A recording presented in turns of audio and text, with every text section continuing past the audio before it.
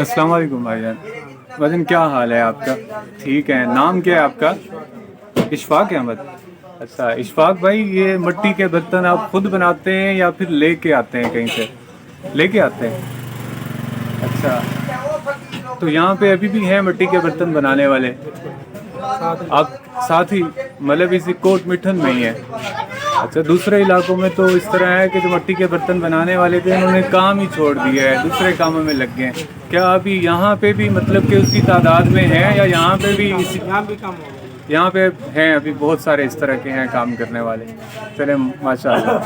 तो यहाँ पे यहाँ के जो लोग हैं वो मिट्टी के जो बर्तन हैं उनको तरजीह देते हैं या दूसरे जो स्टील और दूसरे जो बर्तन हैं प्लास्टिक के, मिट्टी के बर्तनों को तरजीह देते हैं क्योंकि सुन्नत भी है और बीमारियों से मतलब शिफा भी है। चले माशाल्लाह। और यहाँ पे जो रेट्स हैं, फिर शहर में जैसे बहुत ज़्यादा रेट्स होते हैं वैसे हैं या यहाँ पे मुनासिब रेट आप नॉर्मल रेट देते हैं आप? चले माशाल्लाह जी, अल्लाह आपके काम में बरकत डाले। कितने अरसे से काम कर रहे हैं आप ये? 22-23 साल हो गए आपको यहाँ पे करते हुए। तो उससे पहले वालिद साहब यही काम करते थे? अच्छा, तो कब से मतलब ये काम आप लोगों ने शुरू किया? दादा? नहीं वाले साहब। अच्छा, वालिद साहब ने ये काम शुरू किया था। मिट्टी के बर्तन बनाते नहीं थे लेकिन लेके आते थे और सेल करते थे।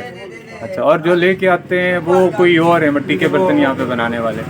हाँ, लेकिन पेशा उन्होंने अभी भी जारी रखा हुआ है। चले माशाल्लाह जी, अच्छी बात है, अपने पेशों को जारी रखें लोग।